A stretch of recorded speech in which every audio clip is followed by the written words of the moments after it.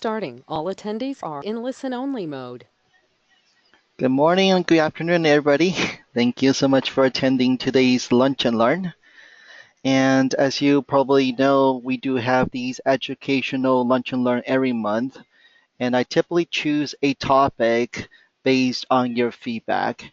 And a lot of people are asking, hey, how does pay-per-click ads work?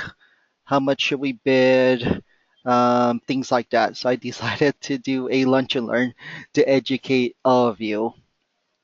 And just like before, anytime you have questions, don't be shy. Please just go ahead and directly type into the chat box or the question box.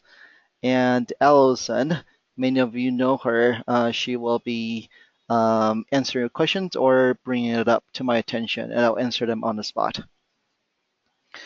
So the purpose for today, this is my goal here, is to educate you what is pay-per-click ads.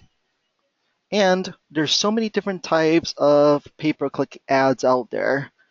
What are the differences between Google ads, Bing ads, Yahoo ads, Facebook ads? And there are also different types of display ads as well. And I will definitely deep dive into how does pay-per-click ads work, how could it benefit you, and mobile is getting bigger and bigger.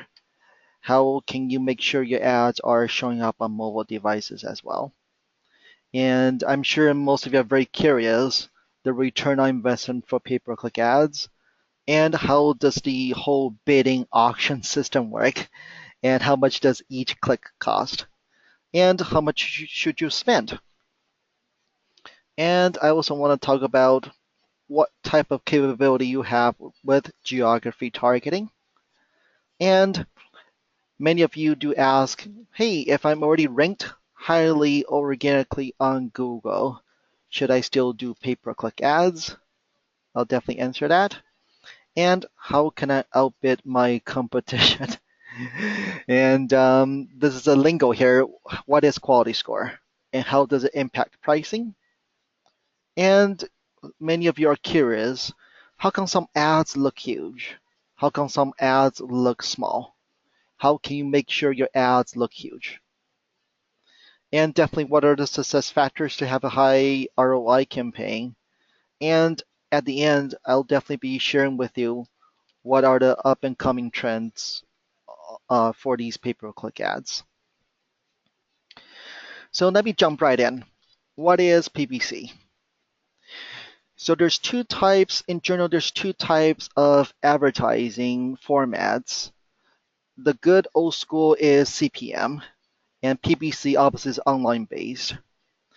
So CPM is cost per mil, which is really just cost per thousand impressions. So kind of think it as impression, it just means eyeballs. So if you're paying $1 per thousand impressions, that simply just means 1,000 eyeballs saw your ad.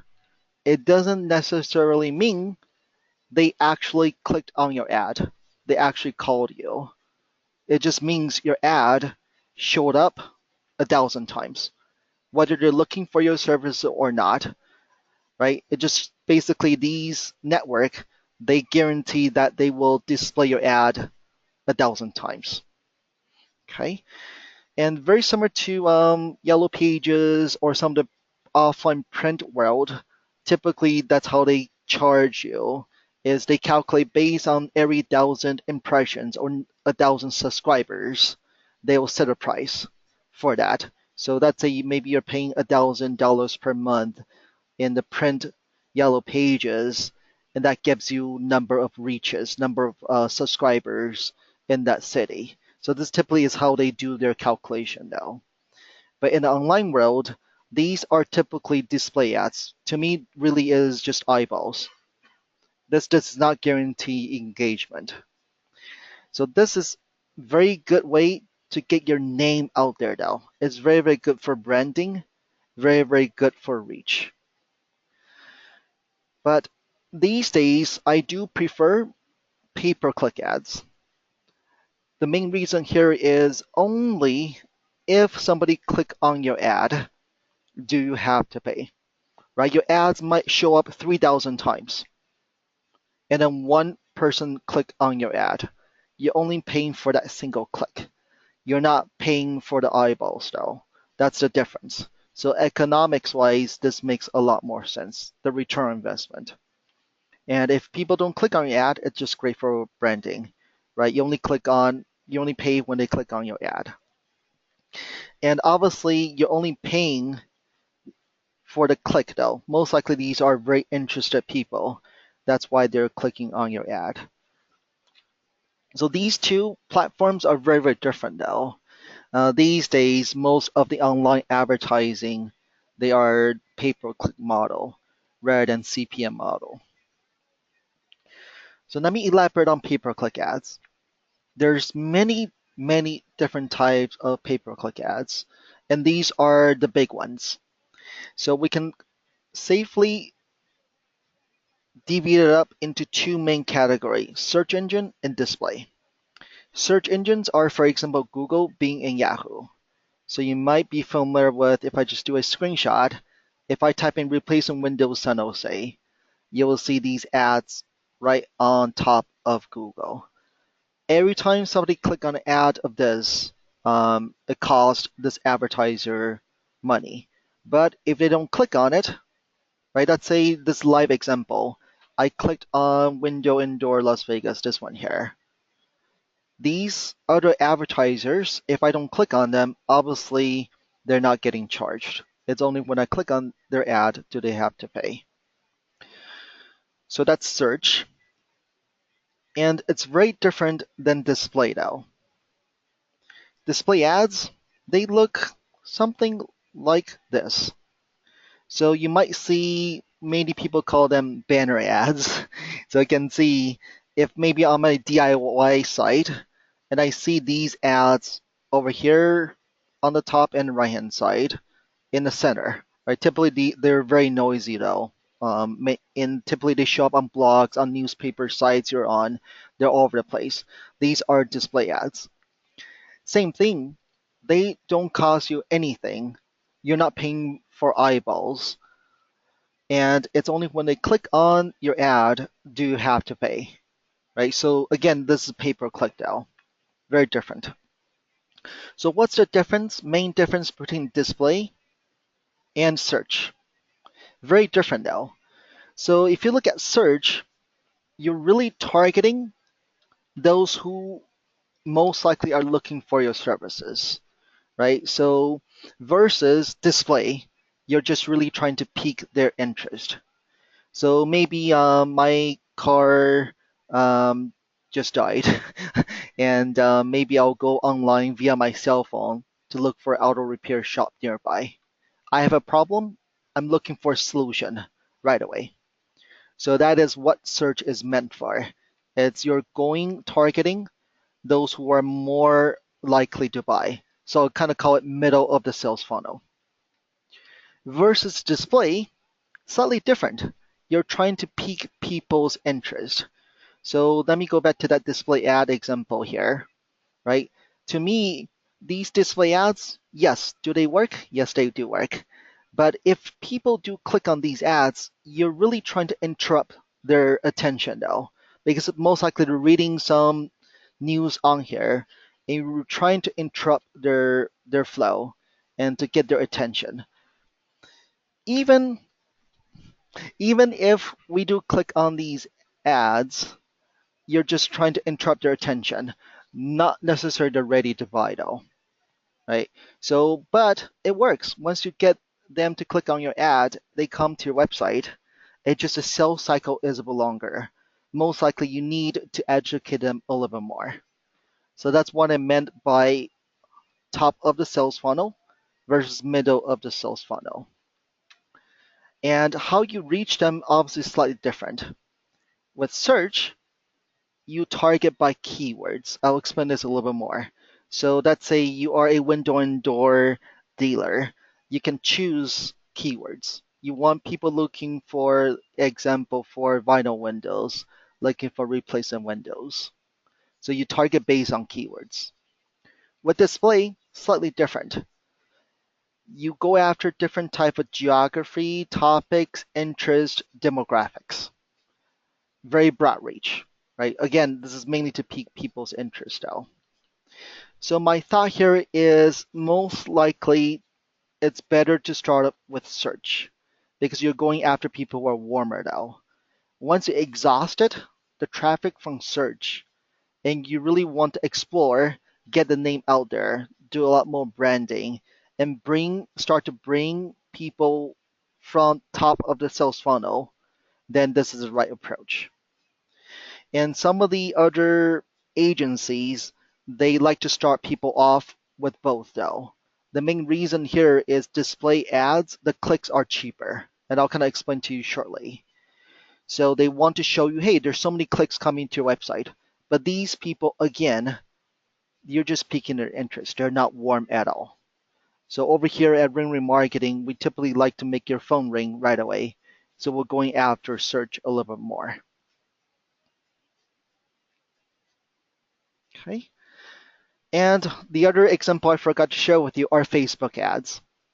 Facebook ads, similar to other examples I shared with you with others display ads, very similar though. Even though with Facebook ads, you can target based on their interest, their hobbies, their geography, their age, demographics. But still, you're just piquing their interest though. Again, you're interrupting their flow as they're looking through their feed. Does it work? Yes, it works. Again, you're picking the interest. So again, you're bringing people from the top of the sales funnel. That's why I don't agree with a lot of people that they should be doing Facebook ads right away. I typically will still say go after search first, though. Those are people who know they are needing your services rather than just venturing off and tackle Facebook ads right away. So let's elaborate a little bit more on the search engine. The big market share, as you can see, is Google. And across all of US, Google owns two-thirds of the search engine market, followed by Bing and Yahoo. And some of the other search engines you really heard about, Ask.com, Lycos, all those other ones. And what's interesting, if you look at this landscape here, is most people automatically go on Google now. And there are still folks who are using Bing. Typically, if you buy a new PC, though, it's defaulted to Microsoft Explorer. And typically with Microsoft Explorer, obviously, it's defaulted to Bing now. So that's why you still have some people who are using Bing and Yahoo as well. But my thought here is typically to go after the giant market share, the gorilla, is Google. Once you fully saturated the amount of traffic you can get from Google in your local area, then very easily you can start to reach out to Bing and Yahoo as a secondary boost in traffic. And what a lot of agencies do not tell you is typically their pitch is, hey, we're going to show your ads on Google, Bing, Yahoo, all these other ones you never heard of. That's their value proposition. You will be exposed in a lot of different search engines. And from a business owner's point of view, wow, that sounds so neat. I'm going to be exposed everywhere. But what they do not reveal to you is second tier search engines and third tier search engines, they do give rebates, cutbacks though. So obviously, if I'm an advertiser managing your account, if you give me $500, most likely I'm going to put majority of that $500 towards Bing, Yahoo, and some of these third tier search engines because I get a cutback. Google does not give anybody cutbacks at all. So if you have somebody who is managing your ad campaign and they do not reveal to you exactly where the network your ads are showing up, um, be very careful. Most like your ads are not showing up predominantly on Google, dominantly on Google, most likely showing up on the other ones. So again, my thought here is to tackle Google first. That's where most of the traffic is. So that's really deep dive into talking about Google ads. the landscape have changed a lot. You probably might remember prior to April of last year, there used to be ads on the right-hand side. Right? It used to be pretty noisy though. You have three ads on the top and a bunch of ads on the right-hand side. And that has been going on for many, many, many, many years. And what's been happening is there's too many choices now. People stop clicking on the ads because there's too many choices. So through a lot of testing, Google decided to kill all the ads on right hand side to make this page more consistent with mobile ads. If you look at a mobile ad if you do a Google search from your cell phone, you don't see ads on the right hand side. All you see obviously are very similar to this though. So what it's trying to do is similar user experience between desktop search and mobile search. So that's one reason why it killed the ads on the right hand side. But the other main reason obviously is very sneakily it added one more ad on here. So now you have total of four ads instead of just three. So by adding one more ad space here, what it's trying to do is to push the non-paid listings, such as your local search and organic search, further down. And this is called above the fold. People scroll down. So more or less, these ads are in your face. And post this change, obviously Google has shareholders. It done a lot of testing already, right? Or else it won't make this drastic of a move to the search engine results. So from all the data they have, and obviously our own data post a change, more people do click on these ads now. And obviously Google wants more people to click on the ads. That's how they generate profit here. So if I look at long term now, I'll talk a little bit more later about the long term aspect of pay-per-click ads. Long term wise, Google still need to continue to grow its revenue. What it's trying to do is further increase the ad sizes though. Further increase each of these ad sizes. So that way you can see the non-paid listings are basically buried further and further down. So that's a trend, just to give a heads up. And how does pay-per-click ads work? Typically, a high functional pay-per-click ad campaign should follow this type of syntax here. First of all is you got to target wisely. Since you're paying for these ads, the more targeted, the better. So first of all is obviously you want to only target very, very niched keywords that you know for sure whoever do click on these ads, most likely they will buy. And how do you know what keywords? Obviously, since we are very niche in your industries, we know what keywords already. But let me just share with you, Google has a tool and it's called Keyword Planner. And obviously this is free though. So it's very, very easy to use. And I'll give you a live example here. Let's say you are a funeral home and you want to look up what keywords people are typing into Google if you're in Las Vegas metro area. So all you have to do, simple, click on Get Ideas. And Google basically go off and spill out a bunch of keywords to share with you. So first of all, you get to see whether that your business is a seasonal or not. And what's interesting is it gives you a lot of ideas now. So for example, on approximately 30 searches for funeral service, exactly this keyword now. Exactly people type in funeral costs, 20 people type in this keyword. So you can see there's many, many different types of keywords though, just for funeral homes, about 701 keyword variations. That is a lot. So that's why obviously not all of these keywords are the keywords you should be targeting now. But there's actually a lot of choices. And the more targeted, the better it is. So typically what I do, if it's a totally new niche that we never been into, but obviously we only take on industries we know. But what I do is I dump that into a big Excel table. Just to share with you, this is what I do. Okay.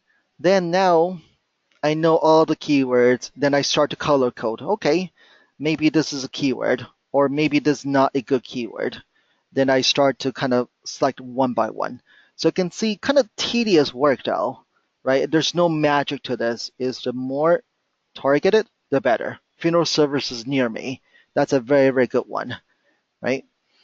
Or people looking for cheap cremation. If you do not do low cost cremation, obviously that's not a keyword you want to go after. Okay, so keywords is the more targeted, the better it is.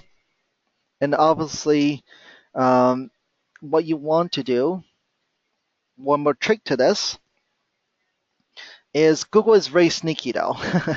So obviously it tells you what keywords people are looking for. But if all you do is start bidding on those keywords, your ads will show up for many services that you do not want to get. And I'll give an example here. So let's say you're a bike shop, okay? And you think, hey, if I just type in bike shop into the system, only bike shop will, only when people look for bike shop will your ad appear. But that is actually not true. So there's actually many different match types that regular people do not know. You have to manually add this into each keyword. So let me give an example here. So you have to put a bracket around that keyword phrase. So only people exactly they type this into Google, bike shop, will your ad be triggered. If they type in top bike shop with the top keyword in the front, since you only want people exactly looking for this, it's exact, your ads will not show if people type in top bike shop.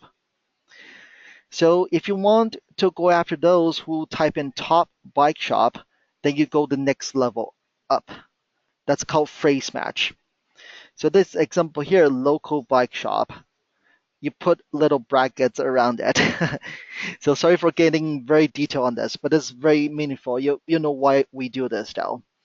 So this means if somebody types something in the front or the back of this, but still have to be in this order though, bike shop, will your ads be triggered? So this gives you a little broader reach, right? The more you go up in the ladder here, the broader the reach. And if we go one more level up and add a plus sign to the front, now basically is doesn't matter the order. As long as whatever they type in has the word bike and shop, your ad will be triggered. So if they type in bike repair shop, right, you can see repair is sneaked in here in the middle. Your ads will still be triggered. But most people, when they bid on these keywords, because Google just tell them which keywords to bid on, they do this. They just type in bike shop. That's what Google recommended. Google never tells you got to add a plus sign, brackets, or or these quotation mark.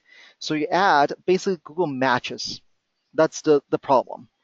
Google match whatever is relevant, what it thinks is relevant. So it might be something totally different. So now, whenever somebody looking for a cycle store, your ad will be triggered. So this is the most dangerous of all. So that's why typically we don't advise you to do any broad match at all.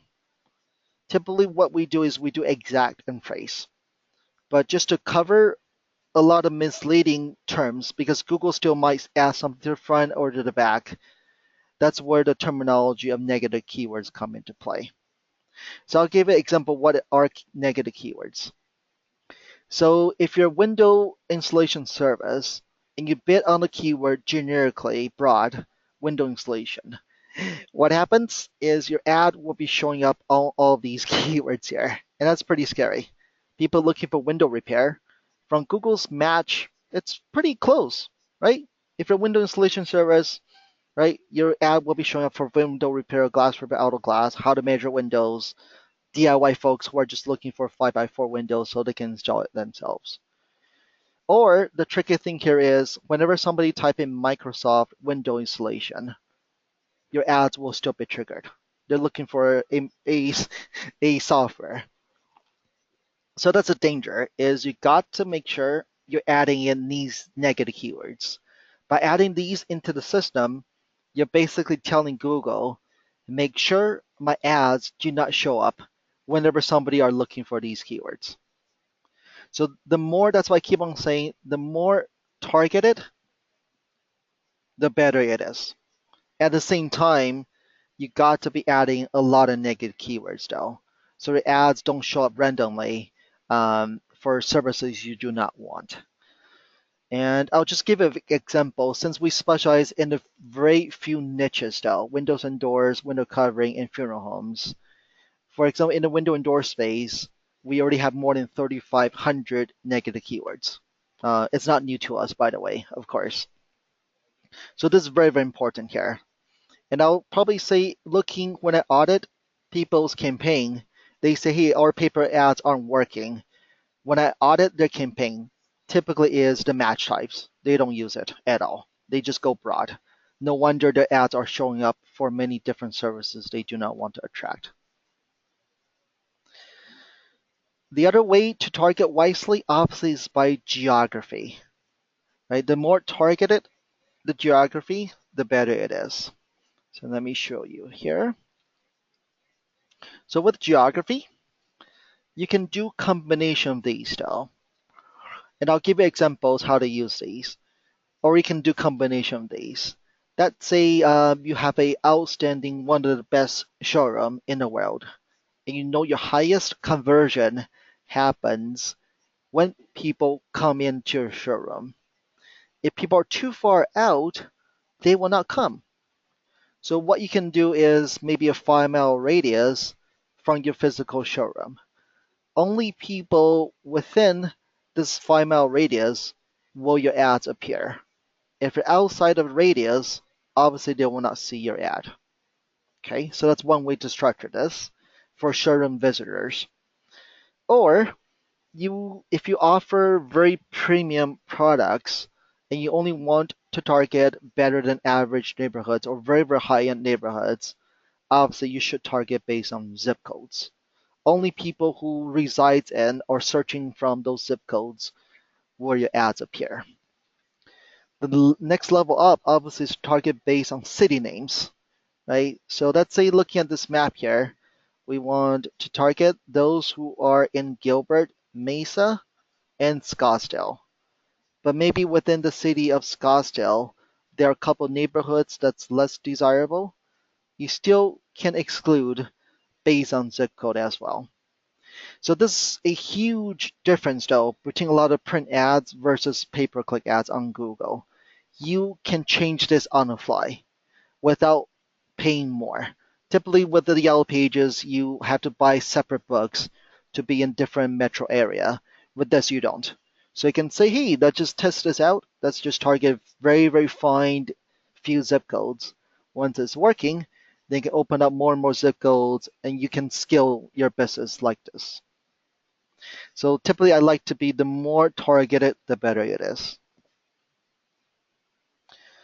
So first is target wisely based on keywords and by geography.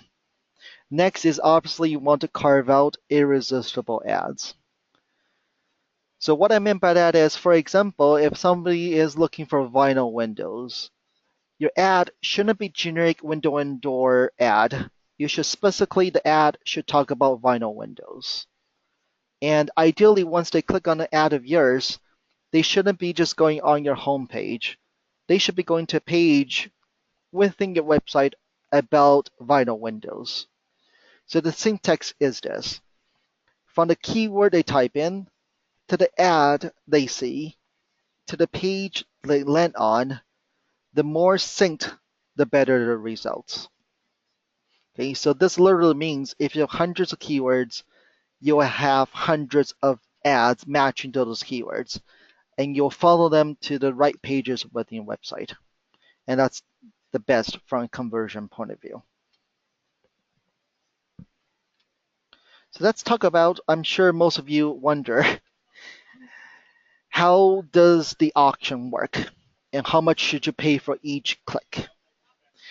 So it's an auction system with pay-per-click ads, and the cost per click is driven by the marketplace, by your competition, obviously. So to kind of best explain this to you, I'm going to put an Excel table here and kind of walk you through how this works. So let's say we have company A to H who all want to bid on the keyword, I don't know, Las Vegas windows, as an example here. Okay.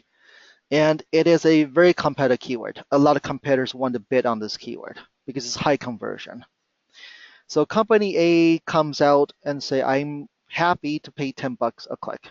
That's the highest I'm willing to pay every time somebody click on the ad whenever I do show up for Las Vegas windows. Company B will be, I only want to pay $5. C will be $8, $20, and on. Okay. So how in the world, it's silent auction, by the way. So obviously company A has no idea what company B is paying for and on. So how does Google rank them in the position? So obviously whoever pays the most will have the highest position, position one. And then followed by number two, number three, number four, five, six, seven, and eight. So you always wonder, why does somebody have higher position? They're right at the top. Is because they're paying more. Okay. And some people just want to be paying a little bit less. But what's interesting is, did position one actually pay this amount? Actually, did not. The rule here is you only have to pay a penny more than the next bid. So what actually happened is the next bid is $20. So in reality, every time somebody click on the ad, this company H is only paying a penny more than the previous bid. So let's compare this one versus this one. Even though his bid is very high, $20, but he actually ends up only paying a penny more than the third position. So this is very interesting auction system though. You always pay only a penny more than the previous bid. So some of the people super, all they care is they're always on position one. Okay. They don't care. They might put $100, but in reality, they're only paying a penny more than this person. But the danger behind that is now it's a bidding war. This person will keep on increasing their bid because they want to be on position one as well. They'll slowly increase it, right? Increase it. Now this person will have to pay. Now they're paying 401, a penny more. Now it becomes a bidding war. That's why if you look at some industry though, such as attorneys, they typically pay around $100 per click though.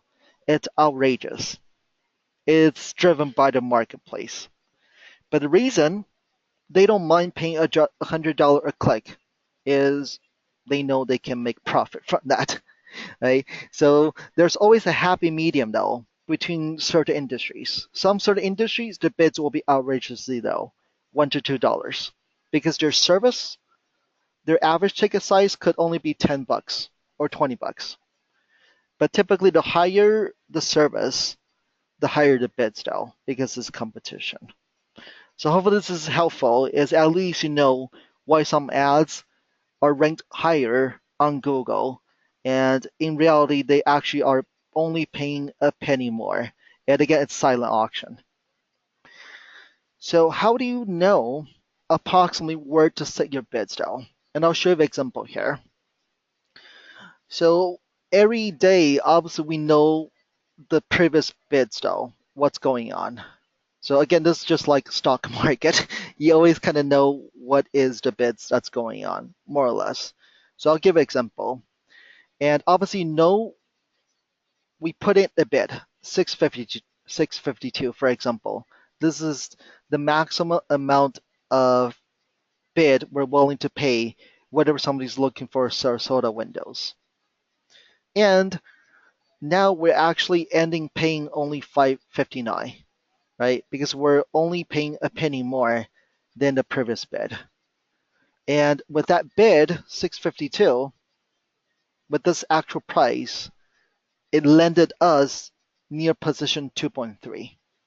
So why is there's point? What is 1 point? What is 2.3? It just means when this ad was triggered, your ad is closer to position 2 than 3. Okay. And sometimes your ad is showing up at 3, sometimes on 2. It's averaging it out.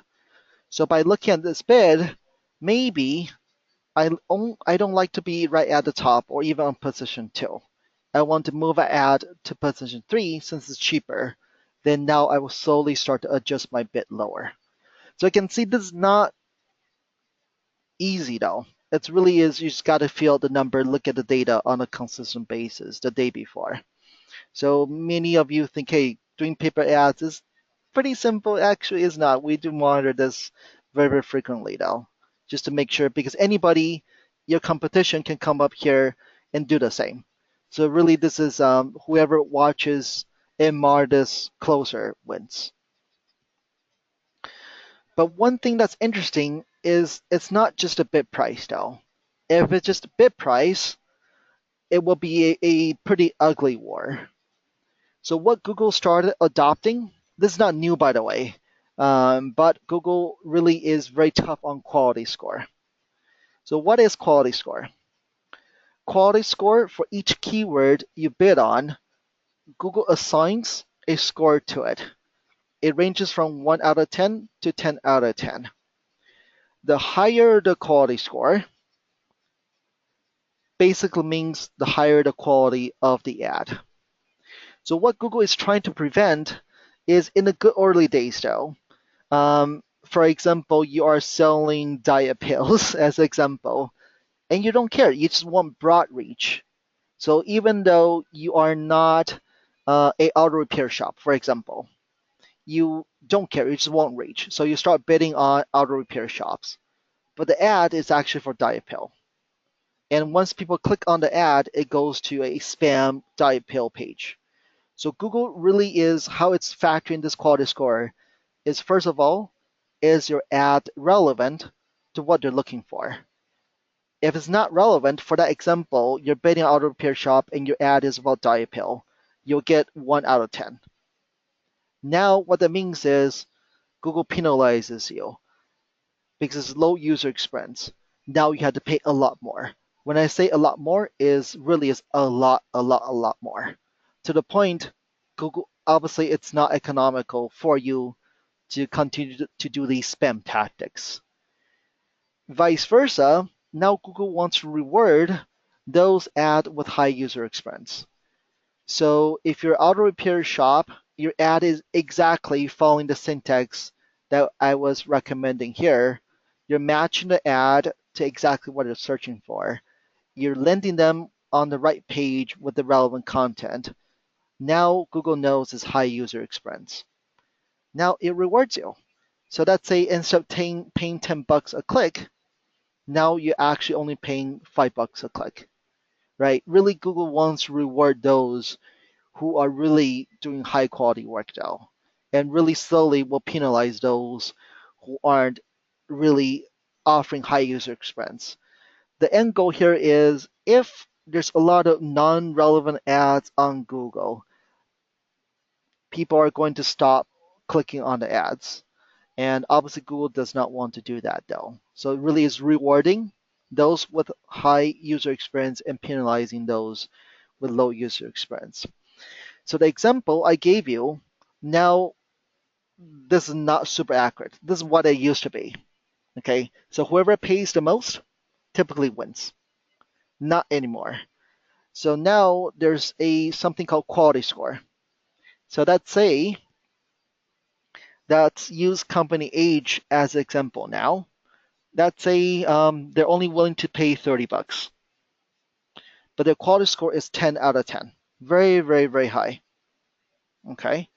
And this company D, even a higher bid than company H, they have a subpar quality score.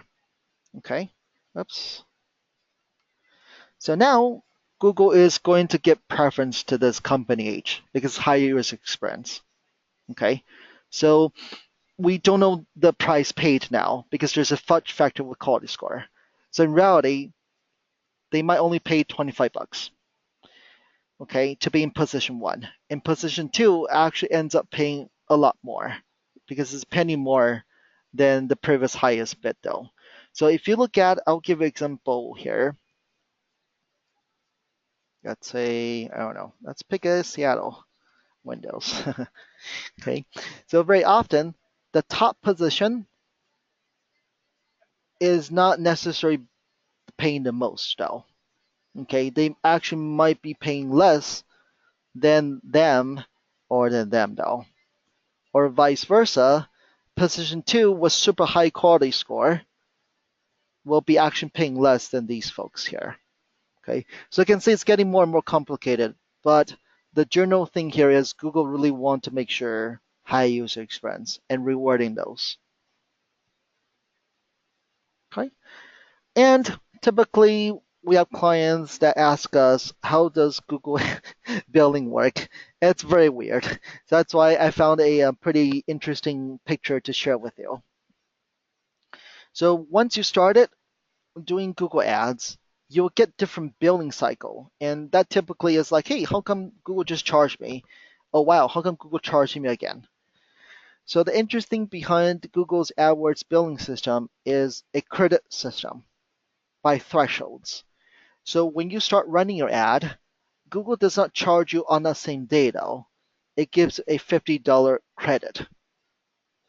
Once you reach that $50 credit, let's say you have 4 days and you are spending $20 a day, for example.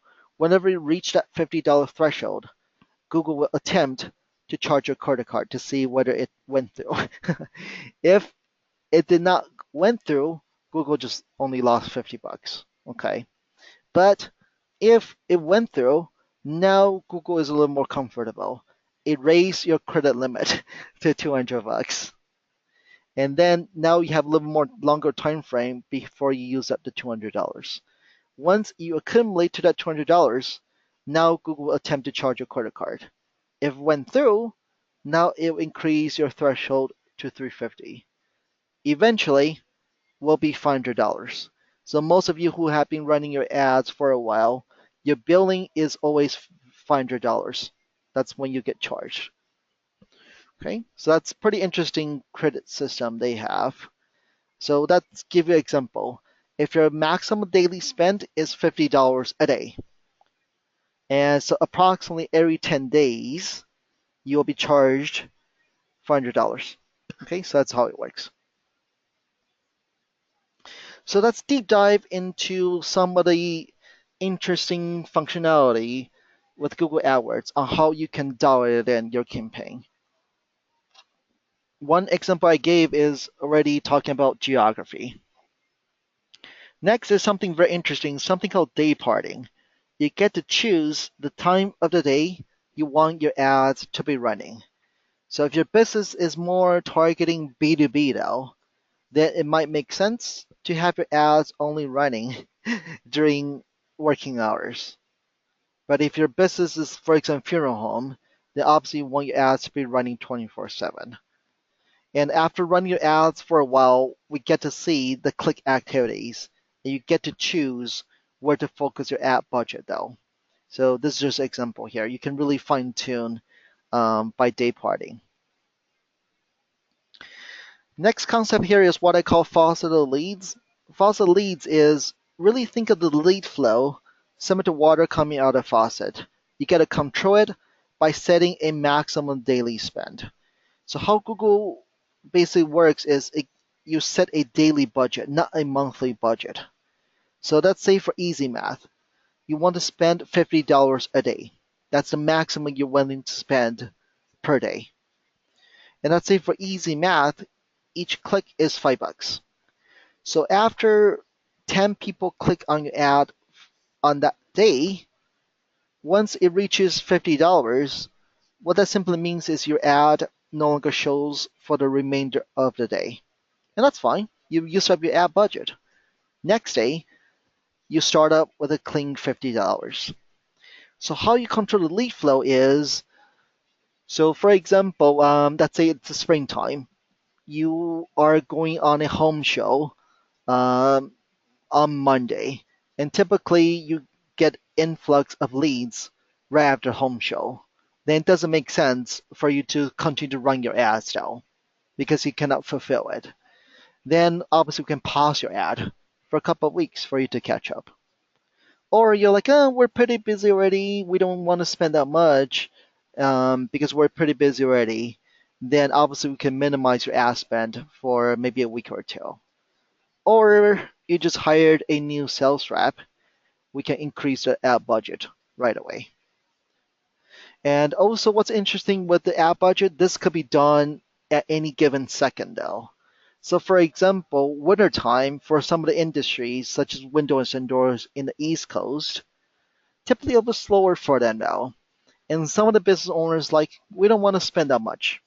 So that's a typically their nominal ad budget is $50 a day, and they will minimize it to only $10 a day for the winter. And that way they can shift or allocate more ad budget during the springtime, right? So that kind of makes sense. Very different than other forms of advertising. You cannot shift the ad budget though, month to month or day or even down to the daily. But that same example I just gave you, the winter time, some larger window and door business in the East Coast, they still have the same overhead. So their thought is pretty interesting. They naturally, springtime, they're very busy already. So what they would do is purposely have more ad budget for the winter time. So that way, their team, even though it's slower, they try to get as many leads as possible. Okay, so that's why this is totally flexible based on how you want the leads to flow in. That's very powerful. And I want to give you other examples here. Some of you have multiple services now. With Google AdWords, obviously you can set different campaigns, targeting differently. So let's say you are a company that offers windows and doors, glass repair, and roofing. Glass repair, maybe it's just service call. You don't make as much money. So maybe you set a smaller ad budget and you don't want to drive 20, 30 miles out just to repair a glass. So we can just do a 5-mile radius. But for replacing windows, it's much higher ticket size.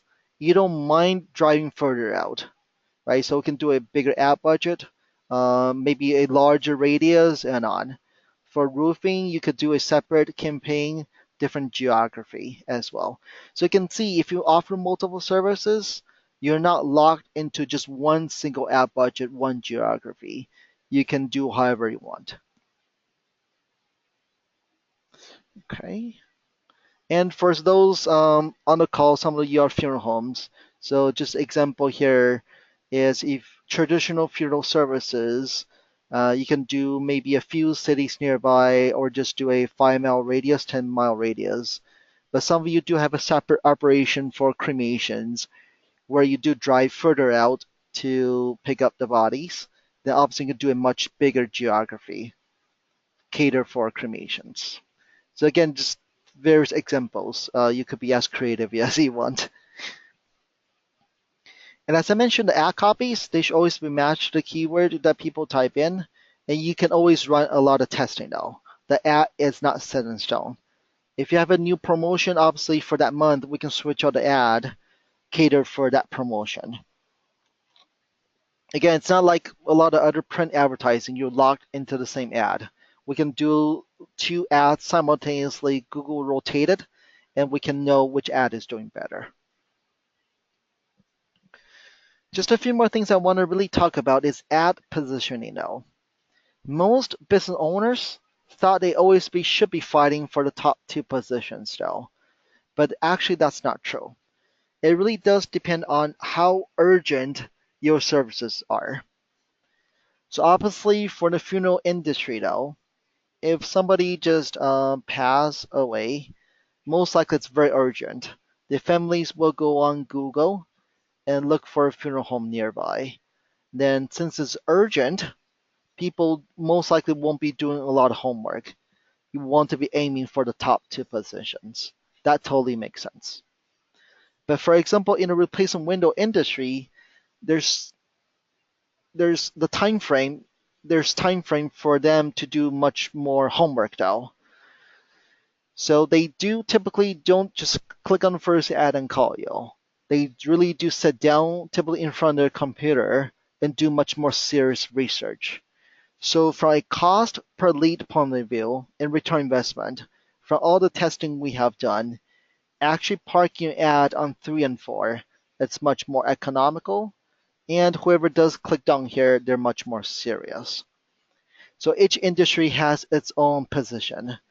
But also within, for example, in the replacement window industry, if they are looking for a product, a brand that let's say you offer Milgard windows, and whoever types in Milgard windows, most likely they already know exactly which type of window they want, the brand.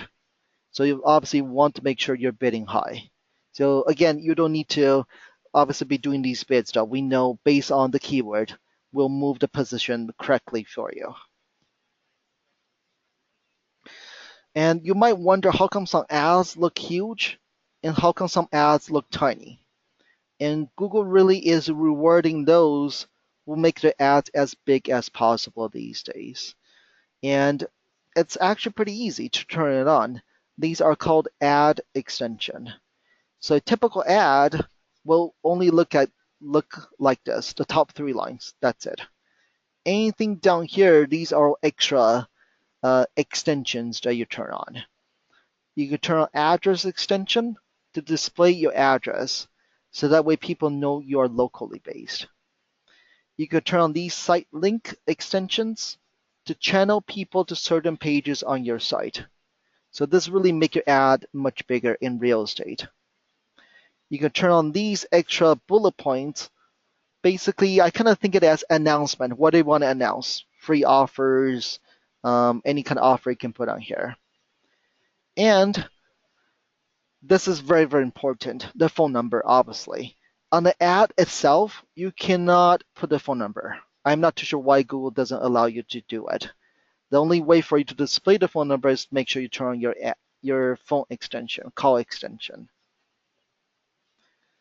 And on mobile ads, once you turn on the call extension, the phone number, it turns to something that looks like this, a call button on your mobile device.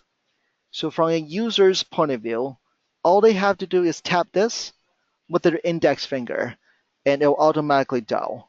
So you can see on mobile devices, we prefer them to call you rather than just go on your website and then look around. So we always want to make sure the phone number is enabled here. What's also interesting is you can set bids differently based on the device. So I'll give you just a few fun examples here. Let's say you are a bail bonds company here in Vegas. Typically, when people come to Vegas, they get in trouble. They don't bring their computers with them. If they got in trouble, they'll use their mobile device to look for Las Vegas bail bonds. They obviously want your ads shift out of your ad budget over to mobile. You can do that. And you can also say, let me do minus 100% on computer for that example. So you can tweak these differently based on which device is better for you though. Some industries where the sales cycle is very, very long, they do sit in front of their computer to do a lot of in-depth research. Then those industries, you might want to minimize the mobile spends and put more on desktop. Okay, so just to let you know, this is very, very flexible. And a new extension, just to kind of share with you, is called message extension. Message extension, beyond just a call extension, people can call you directly. The millennials, they love to text. So they prefer to text you. So once they hit this, they get to converse you with text though. and obviously you get charged only when they text you, obviously once. But some people they just want to text out rather than just call you, and that's something you might want to entertain and open it up as well. Okay, and just a few more things to run through with you. We've been very focused on talking about Google Ads though, just because it's the major market share. But we're not trying to discount Bing and Yahoo. Only after you exhausted Bing and Yahoo, then it totally makes sense to add on Bing and Yahoo as a secondary boost in traffic. It works. It's just less people there though. The last major topic I want to go over is remarketing. Remarketing are these ads that follow you around the internet. And this typically works very well for businesses that have longer sales cycle. So how this works is once somebody visited your website, it could be a neighbor who heard about you, they Googled you and went over to your website. So, or it could be just somebody who clicked on your ad. As long as they come to your site, that's it. As long as they landed on your site and they left, these banner ads of yours will start to follow them around the internet. And opposite this pay-per-click model as well. While the ads are following them around the internet, it doesn't cost you anything. It's only when they click on the ad do you have to pay. Most likely, if they click on the ad, they're very warm. They're going back to your website again. And so I kind of think of this as a very good nurturing tool. Kind of think of it as a salesperson that's gently following them around the internet, basically subliminally telling them, whenever you're ready, come back to our website and call us. Or you can swap this out with different promotions to entice them to come back and call you. So that's the advantage. This really is a very good nurturing tool. But there's definitely a danger to this though. These days, people do not like to be stalked. Definitely, they do not like to be stalked. So if you're stalking them 24/7, this actually does backfire. So we typically suggest to do the gentle way is to only stalk people gently, maybe 2 times a day, and very randomly throughout the day. And their terminology is called frequency cap. So typically we only set 2 as the frequency cap. So only very randomly. Just again, just normally letting them know when they're ready, come back to our site. So I really do believe remarketing is one of the most cost-effective tool now.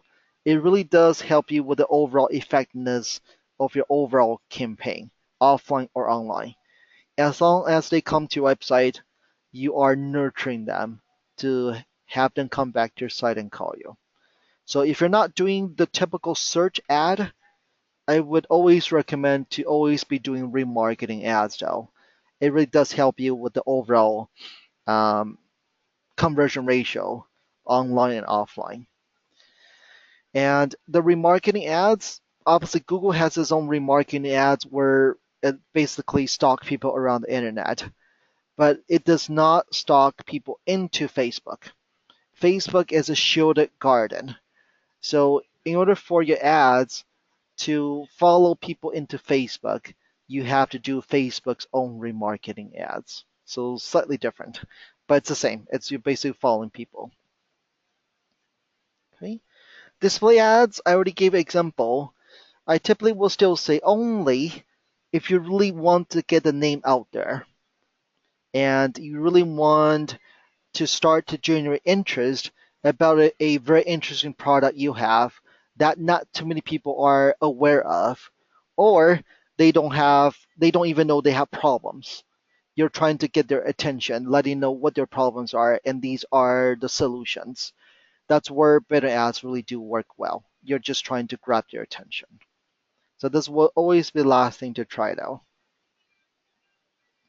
And just a heads up, and then I'll wrap up. Is there's a huge change coming now. Obviously, we do a lot of beta testing here this is already happening, is the AdWords interface has changed totally to something that's a little more user friendly. The current dashboard, if you ever logged in there, it's like you need to be a math scientist to know how to navigate around. And that is really discouraging a lot of people. And typically, a lot of things are hidden. It's very, very hard to find. So I'm actually pretty happy to know Google is actually trying to change the interface to be a little more updated and then easier to find though. But again, all the keyword match types, all those, they still do not change though. You still have to do those manually. Okay, so let me kind of sum up the advantages and disadvantages of pay-per-click ads, and I'll wrap it up. So pay-per-click ads, there's definitely advantages and disadvantages. The main advantage I see here is now you do have a weapon. You can turn on, off, or drip it at any given time. You can laser target based on keywords and locations, and you have something you can scale the business, right? So you can start small and then continue to scale, slowly hire, slowly increase your ad budget, and you can do all this on the fly. And it's also cost effective. It's only when people click on your ad do you have to pay. And obviously everything here is fully measurable to know whether it's working or not. But in order for it to have a successful campaign, the most critical thing here is you got to have a good website. Most people just worry about sending traffic to the website, but our interest here obviously is to make sure people are calling you now. So you got to make sure it's not just clicks to the website.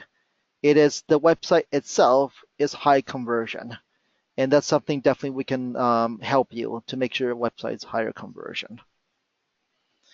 Okay, so hopefully I gave you a good overview and enough detail for you to know how does pay-per-click ads work. And if you're managing your own ad campaign, hopefully I give you a few tips on how you can tweak the campaign yourself. And Allison, are there any questions? There are not. Just one at the very end here. Okay. So just a reminder to everybody that you will be getting a recording of this Mm-hmm. a couple hours from now. You should be getting a recording of this webinar, and it will be up on our website as well later on. So you'll be able to access this again or share it with your team or review it again at your leisure. Perfect. And definitely, if you are wanting us to take a look at your campaign or to see if or how we can work together, you can always email me or just call our office. Happy to jump on a 20-minute strategy call with you. We have a question that just Yeah, came in. Are you familiar with chatbots? BOTS, chatbots. that I am not familiar with, but I will make sure to get back to you. Okay, good. Good. Perfect. If you have any questions, feel free to reach out to me. My email is welton@remarketing.com. And look forward to inviting you to the next webinar. And my intention is to have more and more of these to educate you. Thank you so much for your time and take care. Thanks, Walton. Thank you. Bye bye. Bye.